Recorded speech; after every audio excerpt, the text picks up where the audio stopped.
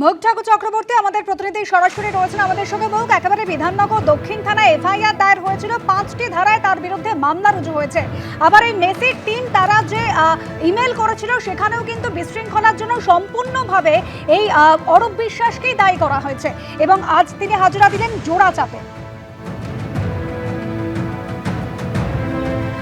দেখো, কয়েকটা জিনিস বলে রাখা প্রয়োজন রয়েছে। পুলিশ সূত্রে যেটা খবর পাওয়া যাচ্ছে যে আগামী 2রা সামনের মাসের 2 তারিখ পর্যন্ত অরূপ বিশ্বাসের ওপর যেটা ইমিউনিটি আছে, অর্থাৎ কলকাতা হাইকোর্টের তরফ থেকে যেটা বলা হয়েছে যে কোয়ার্সিভ অ্যাকশন প্রাক্তন ক্রীড়ামন্ত্রীর বিরুদ্ধে নেওয়া যাবে না এবং সেটা 2 তারিখ পর্যন্ত সেই ইমিউনিটি রয়েছে। ফলত সেই ইমিউনিটি থাকার কারণে আজকে প্রথম দিন অরূপ বিশ্বাস এসেছেন এবং তাকে আজকেই পুলিশ আধিকারিকরা কোনো কঠোর পদক্ষেপ নেবেন এমনটা হবে না, কারণ মহামান্য কলকাতা হাইকোর্টের যে রায় সেটারই কমপ্লায়েন্স কিন্তু পুলিশের তরফ থেকে থাকবে।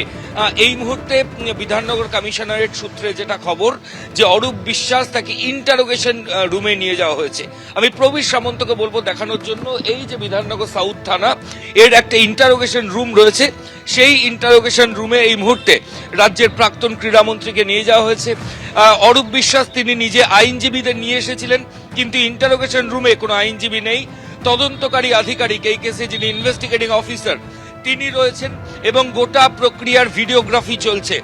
একটা কোয়েশ্চেনিয়ার রেডি করা হয়েছে 10টা প্রশ্নের, সেই 10টা প্রশ্নের প্রশ্নমালা নিয়ে বিধাননগর কমিশনারেটের বিধাননগর সাউথ থানার পুলিশ কিন্তু রাজ্যের প্রাক্তন ক্রীড়ামন্ত্রীকে জিজ্ঞাসাবাদ করছে।